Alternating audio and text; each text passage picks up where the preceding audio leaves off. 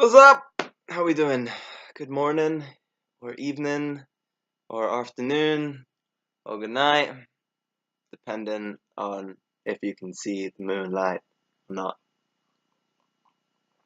I'm back again, just talking about whatever comes to mind because, to be honest, I don't really have a specific direction, although I do. But I like to loosen the grip a little to see where we end up. But I guess my direction or my target is enlightenment. So I've recently come to uh, a simplification of what it is that I'm kind of directing myself towards, and I think, yeah, higher understanding is something that feels a lot grander than just, becoming like a musician or whatever. Although I enjoy that, and it's a exhilarating hobby to say the least. It's it's been done before. And not that I'm trying to like outdo anybody, but it's like if in a sense that I am one with everyone else and there's not really any difference, and if non-duality is a thing to go by, then I've done it many, many, many, many, many, many times over. And that does not mean that I should stop doing it. There's always room to progress and further things to not necessarily improve, maybe in some ways, but to again explore different aspects of it. I feel like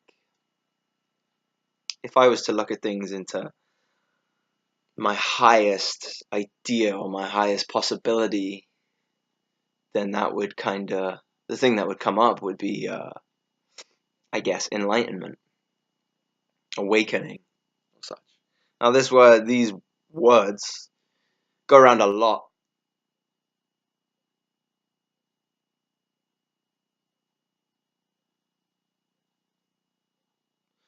Sorry, these words go around a lot, and they're constantly said, especially by the spiritual community, well, obviously by the spiritual community. Um, But the thing is, like, what do they mean? What on earth are they talking about? I feel like if you've never experienced enlightenment, how can you know what it is? Because those who have claimed to be enlightened, or other people have labeled as enlightened beings, they never give you a direct point of what it is. They just tell you what it is not. So how can you know what you're talking about when you're pointing at enlightenment if you've never been enlightenment? Because no one's told you what it is. We don't really have an idea of what it is, do we? Well, we do, but every idea of it is pushing away from what it actually is. For the Tao that can be spoken is not the eternal Tao, as Lao Tzu quite elegantly put it. So, if that is a direction, just also, just to put this in perspective, I don't feel like I'm necessarily doing this for some external response. I mean, obviously, it'd be nice to get some feedback on what I'm doing, but inevitably, this is just for my own understanding, my own exploration, my own the questioning tool, really. It helps to talk things out and lay out your own mindset to kind of see where you're going. And last night, I have my little book that I write in to kind of help me clarify things. And it's important to know where you're aiming so that you know where you can let go, where you can let go. So this was interesting, is that sometimes we have these ideas that we hold, that we really try and push ourselves into, and we kind of force it to happen and kind of punch to it. And it's like people kind of see it as breaking down these walls with a sledgehammer, when I think a more accurate way to look at it would be a bow and arrow, is that you aim where you want to go and then you release, and sling. It's a lot more effortless, I guess. But yeah, I think we try too hard to attain these things, and we cause a lot of unnecessary pressure. If anything, maybe too much pressure, kind of clogs up the pipes. So I think it's important to, well, I say that, but I mean, I'll have to experience it a bit more to confirm this truth. But I like the idea um, in knowing what you want, intending for it, and then letting go of the outcome. Rather, not doing things for a means to an end, but rather just to have a sense of a general direction of where you want to head, hit. So yeah, kind of flow rather than um, shove, I guess would we put it. Anyway, enlightenment. Where did I go off track there? Enlightenment. So yeah, what are we talking about when we talk about enlightenment or awakening? I mean, I've definitely woken up to a lot of aspects of myself and ideas about reality, but again, these are just ideas that I've kind of unlocked, and the whole idea of enlightenment is beyond an idea overall. It's rather an experience rather than a concept. Um, so it's non-conceptual in a sense. So we have something that cannot be conceived, only experienced. So how do we make ourselves? How do we direct ourselves towards something which we cannot conceptualize? Would that same thing be true using the Taoist point of the Tao that can be spoken is not the eternal Tao? That could actually be put onto anything. For example, the word music is not actually music. You know what I mean? Like it's just a signpost saying music this way. You hear, and you go closer, then you hear the sound. I guess that could be the same as anything. Like couch is not the eternal couch. You know? So how can you come to know the couch? All by experiencing it, experiencing what it is. But how can you experience something that you haven't experienced before? Okay, so the signposts are helpful. Points towards the moon, but don't fall into the finger. Look at where it points, as Bruce Lee kind of directed once in one of his movies that I'd like to see, but I'm not sure which one it was. So if anybody knows which one it is, I would love a comment to point me in that direction, please and thank you.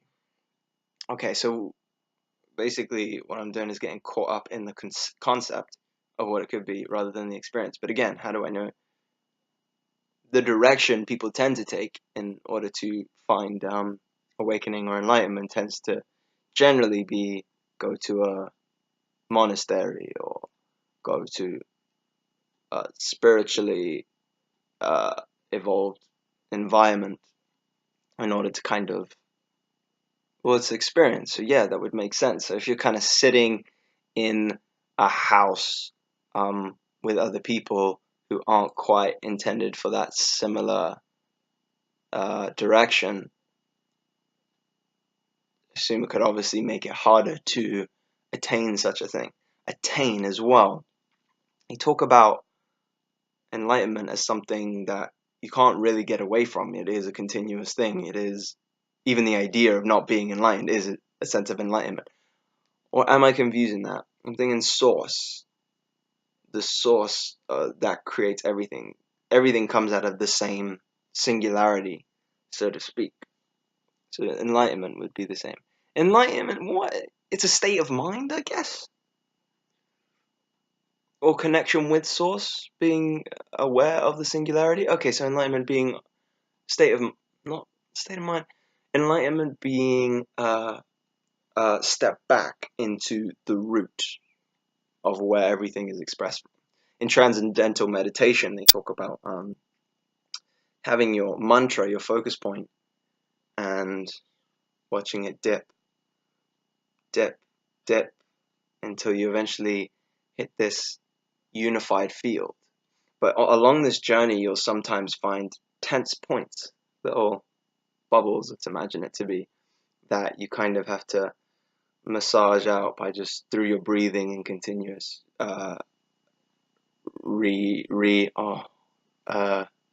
reuniting with the mantra in order to kind of massage out that point and that stress point.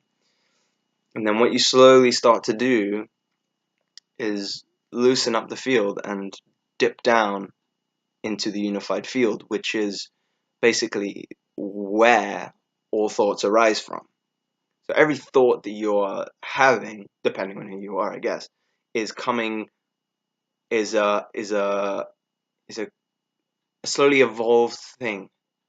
So the thought that you're having is not just a bam, it's coming from somewhere. So when you hit the layers of where it's coming from, you can see thoughts from where they actually arise. See what I mean? Not from you. Like, when you think a thought comes from you, that's just a thought having another thought, in a sense. Is that a real thing? That'd be interesting if that's the case.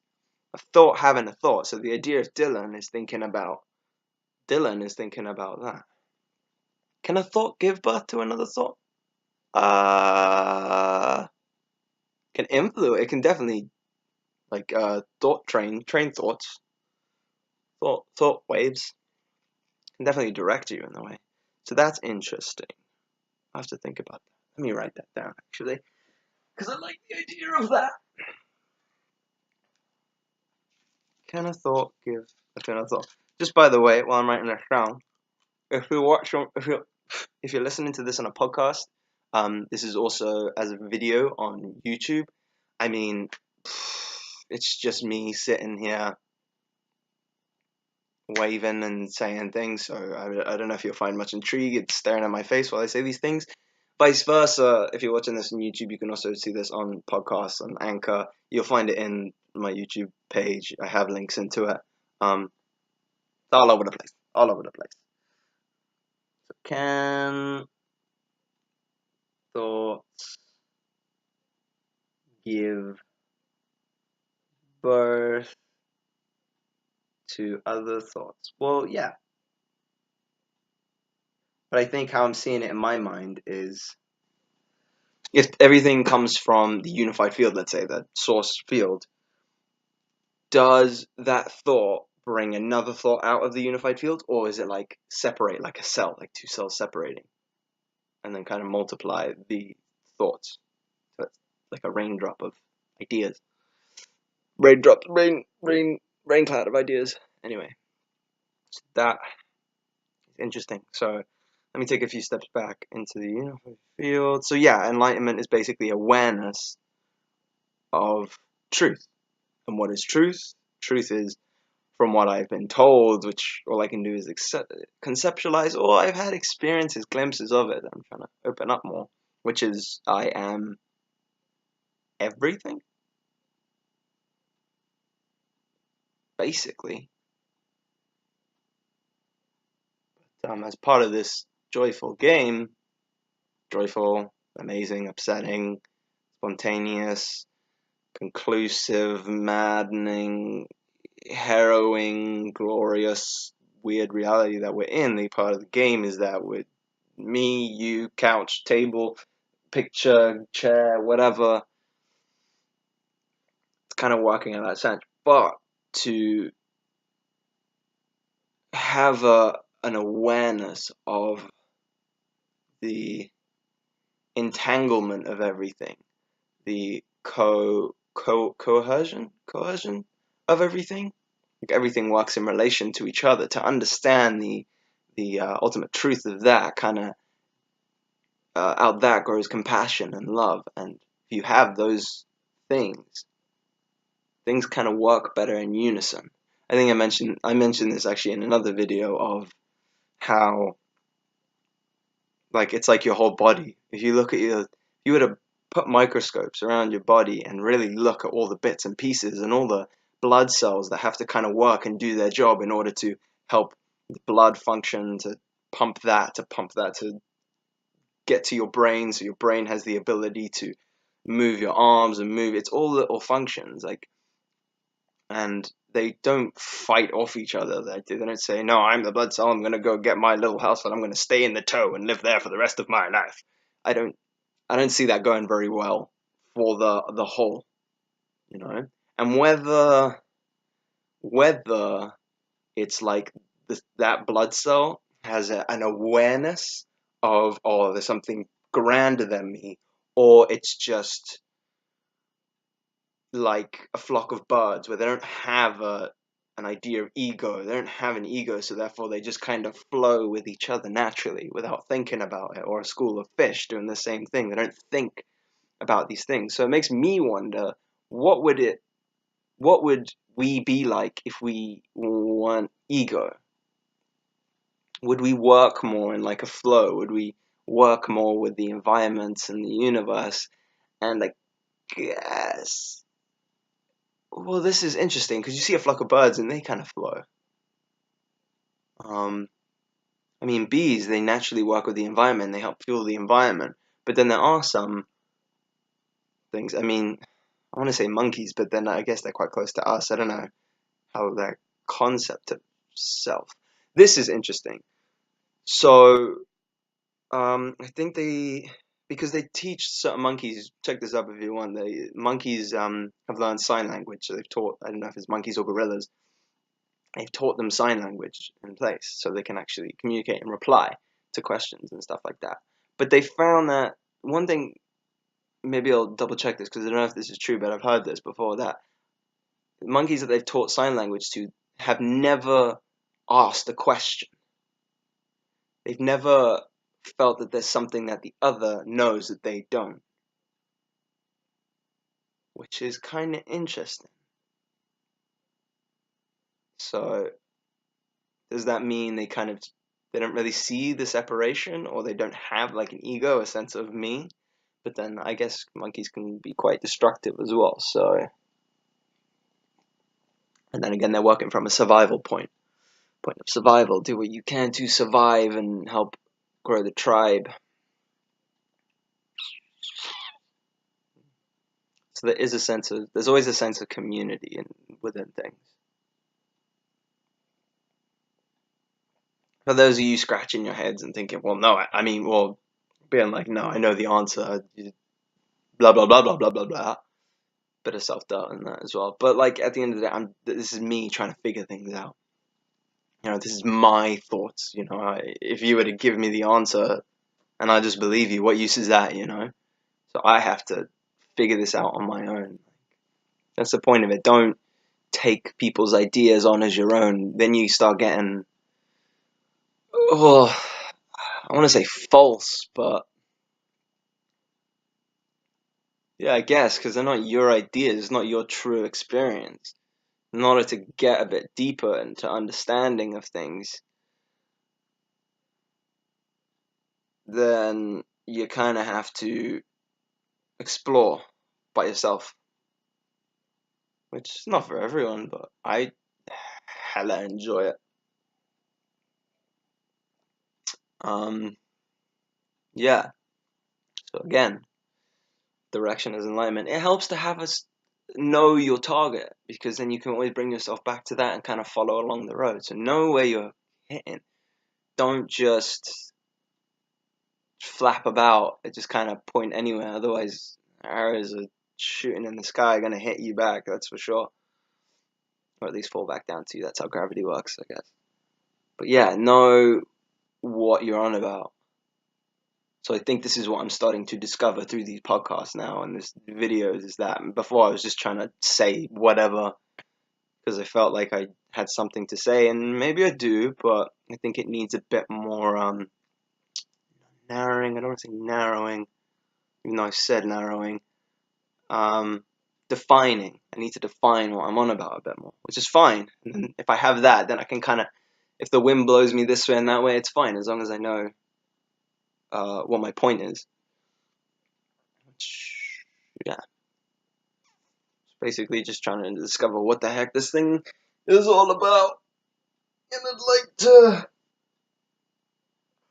I'd like to do a lot of things, really.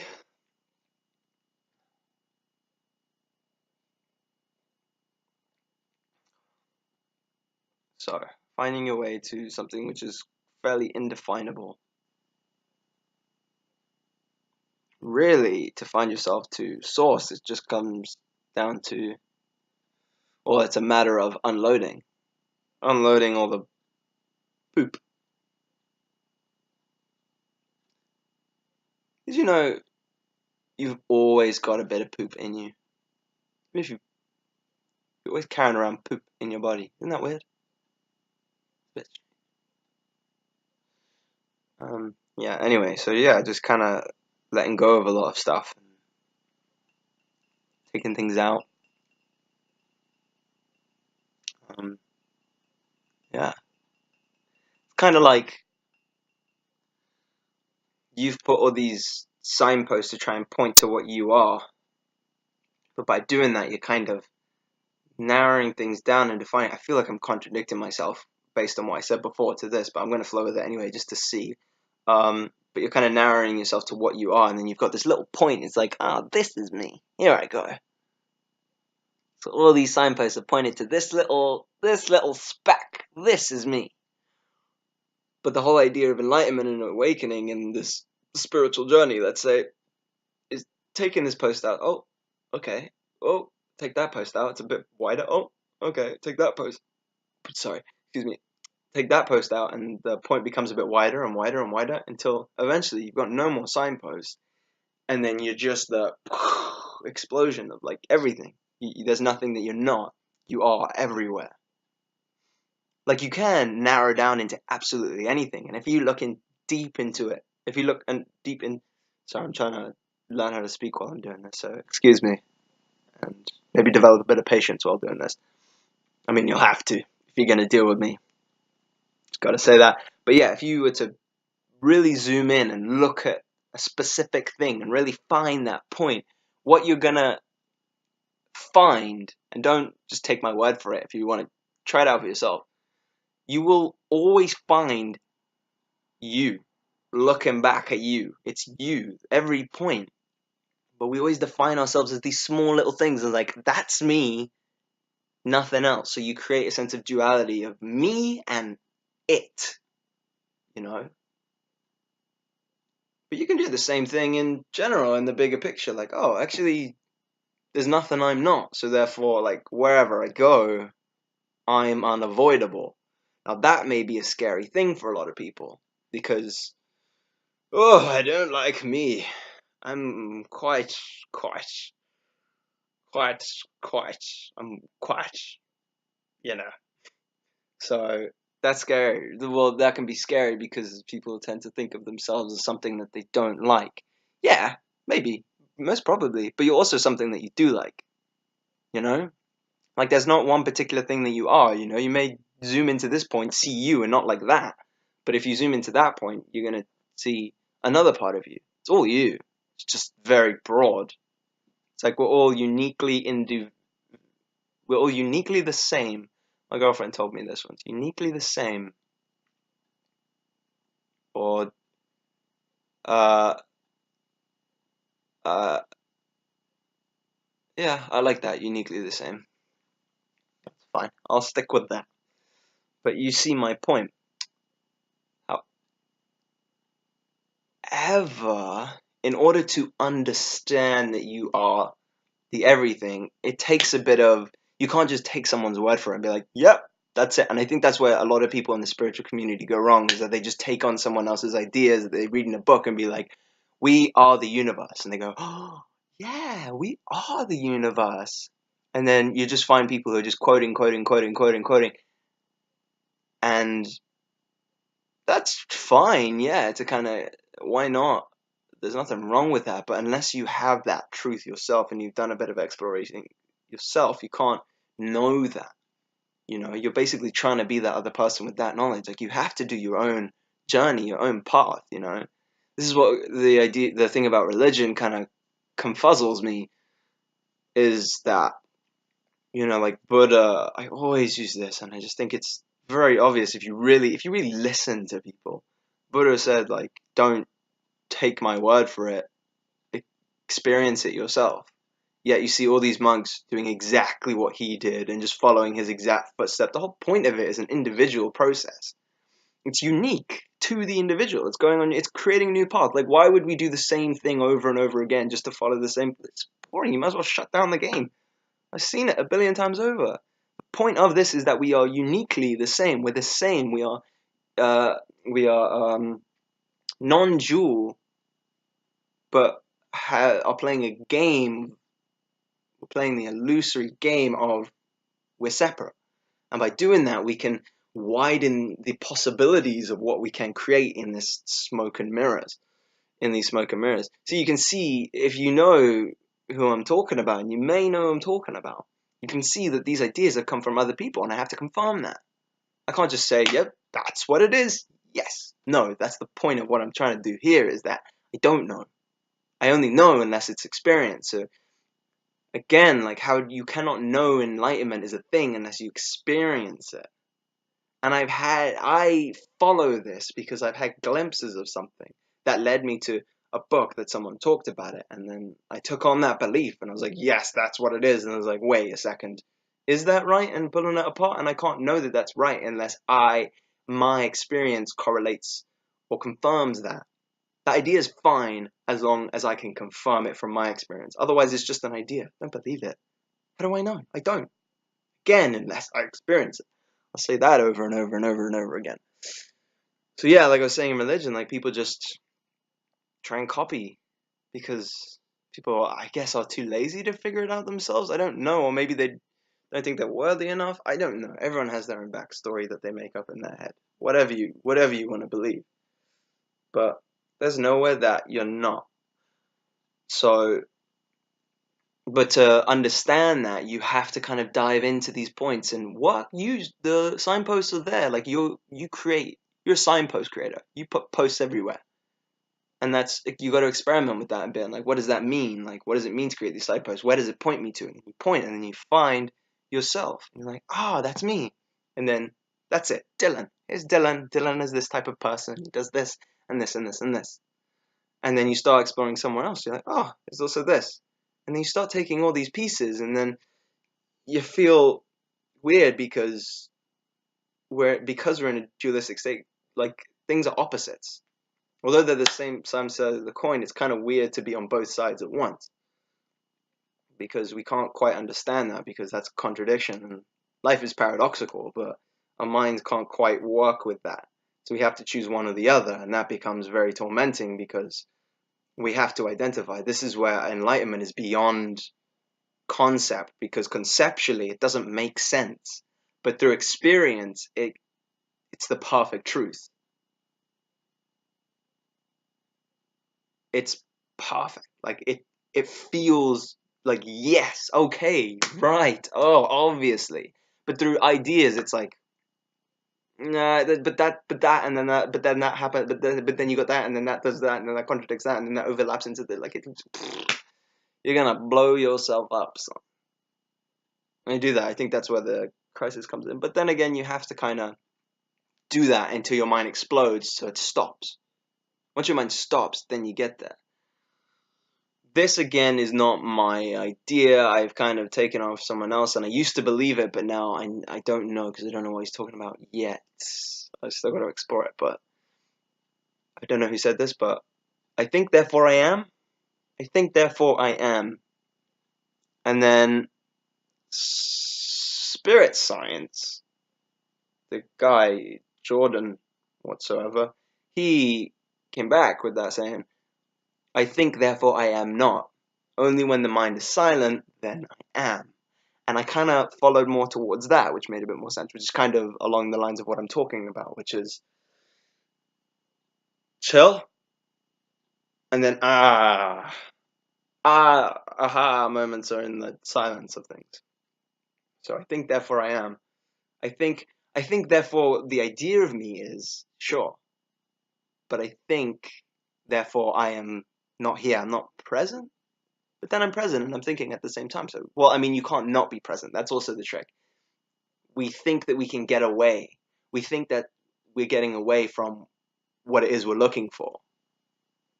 In this case, well, which is always what we're looking for, I guess, enlightenment, happiness, whatever you want to label it as. But the idea that we think we're away from it, that's the point of the whole thing about the spiritual journey, is that, oh no, I've lost it. Where is it? Where is it? Where is it? But meanwhile, it's everywhere. You know? The idea of the spiritual journey is like putting the posts up to try and find, oh, where's the spiritual enlightenment, where, and they're putting it everywhere. And the thing is, they find it in a point, and they're like, I found it. But then something else sparks, and they're like, wait, but I thought this was it. Wait, oh, but that's limited. Oh no, that's dualistic. That means that's not. But that can't be right because enlightenment is everything. So, what? I don't get it. What do you mean? So, I mean, that's my again concept of it, what I'm dealing with. So it's probably a little bull. Gotta avoid the swearing just so I can put this up so it's not an issue. But yeah, so that's the simple complexity of it, I guess.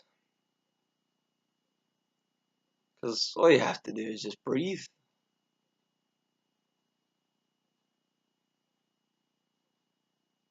But we must keep in mind that this enlightenment isn't just a happy everything's easy from here on out, like life is simple, whatever's, no need to worry anymore because everything's perfect and joyful. No, that's not the point of it. I mean, that's completely pointless if you think about it. If everything was perfect, like, yeah, it'd get pretty dull after a while, I'd feel. Maybe. Like, I found, like, I use, my experience of that is getting a video game and really enjoying the video game, but then as soon as I'm using the cheats for it, I mean, back in the old days, they don't do cheats anymore, which kind of sucks. Because they're fun for like 20 minutes, and then you're like, well, I've done everything now, what's the point? So the point of it is the kind of madness, you know? I actually wrote that yesterday. I found myself kind of preempting, trying to figure everything out. You cannot create, quote me on this, you cannot create a specific scenario. If you could, what would be the point, as you would preempt what was going to happen? So, yeah, you're basically being psychic. The whole, like, astrology and numerology thing, like, I'm not knocking it, because I don't know. But, like, I've done a bit of it, and it's fairly accurate a lot of the time. But I feel like if you were to know all these things and kind of preempt like your life, doesn't that take away a bit of the magic? Like, if I knew what was going to happen, I guess it's kind of magical in a sense. But that's kind of what put me in this whole point from the beginning. Is that, like, when I was 17, I felt like I left school and I could just see my life ahead of me. I could see college, then I could see job, then I could see house, wife, kids, car, and then because I saw that, I was like, well, what's the point of actually living if I know what's going to happen? It's pretty dull and unexciting. Maybe that's good for some people, but for me, like, what a general direction of how I want to feel, not what you want to do. How do you want to feel in the future? What do you want to feel like? Well, I want to be happy. What does that mean, though? What does that mean? I want to be happy. Well, I want to enjoy what I'm doing. You're not always going to enjoy it, though, are you? Yeah, but I want to do something that gives me the utmost joy. I think that's a good direction. Obviously. Sorry, I'm kind of swerving off a bit, but hey. But what does it mean to be? Obviously, it's different for different people, but you can't always be happy 24/7. Can you? Can you be happy about something that you don't like? Or can you be happy about something that's making you unhappy? You know, if Inside Out taught us anything, that movie, it's like emotions can combine. Probably not the right word for it, but yeah, emotions can combine into something very interesting, something very different. So can you be happy about being unhappy? Yeah, of course, yeah. But if you come to know that you can create this reality into whatever you want, why would you not go a bit mad? Like, yeah, have a bit more fun with it. So this is what I'm reaching a contradiction at this point. It's that, do I flow or do I intend? But then I realized last night you can have both. You can intend to flow. I didn't think of that, actually. That was different. You can have an intent and then flow towards that. So just kind of work with it.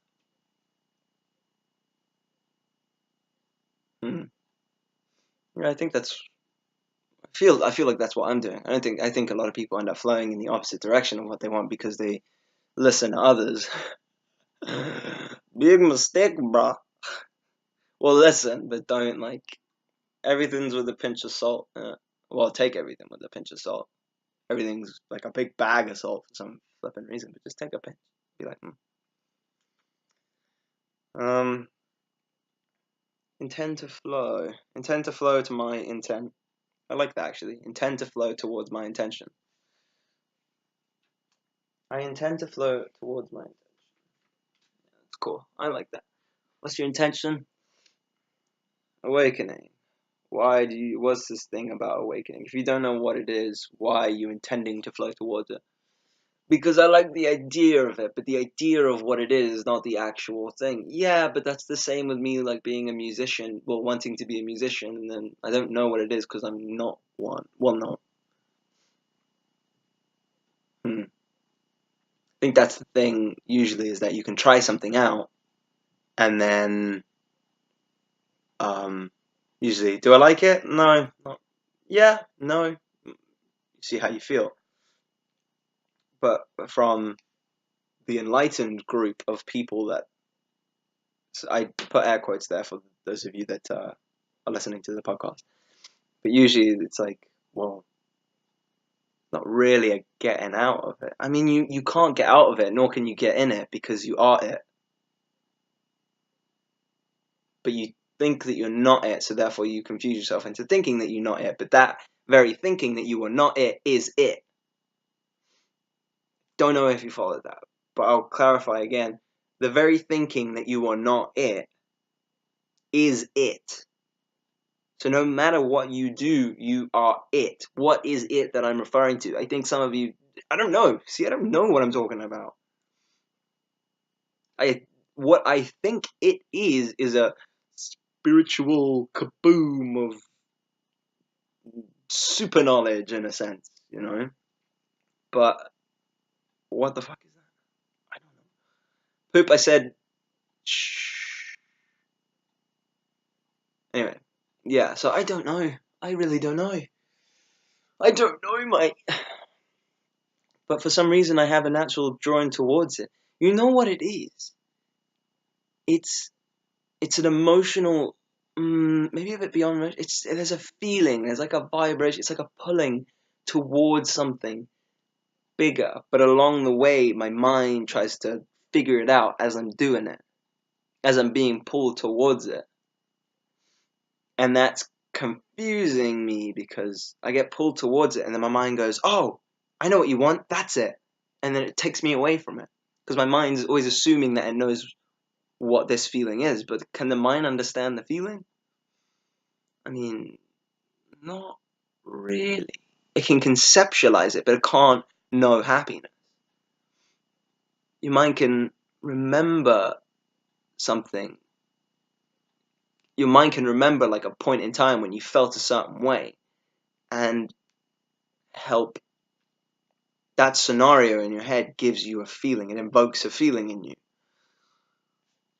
So they work weirdly together. They respond to one another. They work in correlation. They work together to create a certain feeling. And then if you were to think another way, you could replicate sadness. Is that real sadness? To replicate a feeling off an idea, is that real sadness? I guess. If I was to think about when I was sliding down a slide at the park or swinging on a swing, and how happy I was at the time, like just think about that. Yeah, it makes me really happy. But then I think fast forward like 2 minutes after to when I fell off and I feel sad, is that real happiness? Is that real sadness? It's based off something that isn't actually real, just an idea, but can be created. So that feeling, that feeling of being pulled towards something larger than yourself, or being pulled back into something larger than yourself, can it be recreated? Yes. Well, no, because in order to recreate that feeling, you need an image, an idea. But that idea is not the actual thing. So therefore, you are creating a feeling, but it's not the feeling, the pull. It'd be a very different pull towards something else. Thoughts are very magnetized. Thoughts are like magnets, and the feeling is the pull. Thought is the magnet, and the feeling is like the pull towards it. That's an interesting concept. But again, that's a concept taking me away from the actual thing that I'm looking for, but it's fun to play with at the same time. So in order to know the right pull, you have to let go, unless what you're looking for is something that's based on concept. But this is the problem with this idea of this enlightenment, is that it's beyond the concept. So you've got to trust in something that you don't know at all. The difference between the normal of being like a musician or a footballer is that it's known. So you can you feel a bit more comfortable going into that rather than something that you have no idea what it is. Complete unknown. And that's terrifying. It's complete unknown. You have no idea what is this. You have no idea. It's like going through a door labeled Wonderland and another door that says who knows. Which one are you going to pick? The comfort and security of knowing that this door is that, or I don't even know what feeling, the complete unknowing of what is behind this door. Would you take that door? If you had no idea what's behind that one, but you did the other one, would you go behind the unknown one? But what I found interesting in that moment is that I don't know how to describe that door. There's a silence because you don't know. And in that silence, in that silence,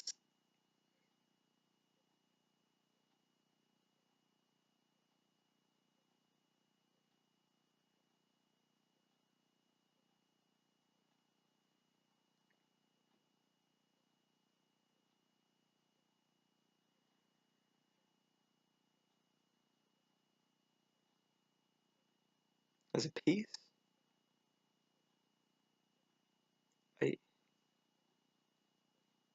Maybe it's like a feeling of all emotions in one, and it kind of just outdoes each other, you know? Like all the colors come together and it just makes white light. Instead of knowing that this door is blue and yellow and green, this one is like all of the lights together. It just makes the white light. Kind of, oh, what? It's just silence. Like it's like trying to think of what you're going to think of next.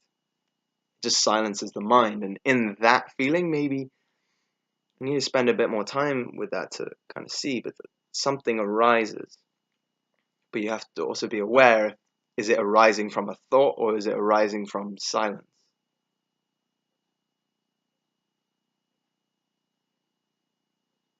And if it's arising from silence,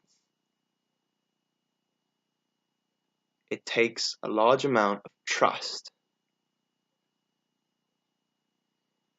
courage to allow yourself through that door.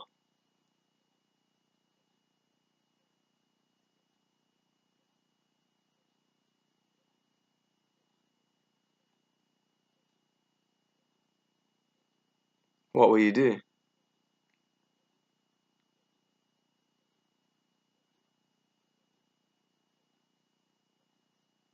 What would you do? Better yet, what will you do? In fact, there's an infinite amount of doors. There's a door that lies happiness. There's a door that lies sad. There's a door that has you swinging on a park bench because you made a swing out of a park bench for adults. Is that the door you're gonna walk through? It's a pretty sweet door, actually. It sounds cool. Adult play park? Yeah, I'm all down for it. What about the door where you've gone to Neverland? Yeah, go to sleep. You can dream about that, no doubt. You're gonna go through the door where you become the co-owner of the next banking system or whatever. Yeah, go through that door. You want to be the president? Go through that door. You want to be sad and depressed and lose your house and this and that? Yeah, you can go through that door. You can experience whatever you want in this life. But at one point, all those doors that we now know of, happiness, sadness, society, being famous, those are all unknown at one point. And it took someone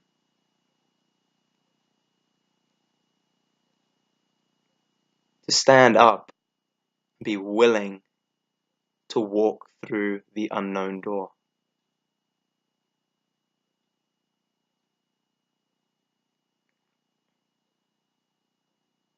There's another door marked unknown. Are you going to walk through it?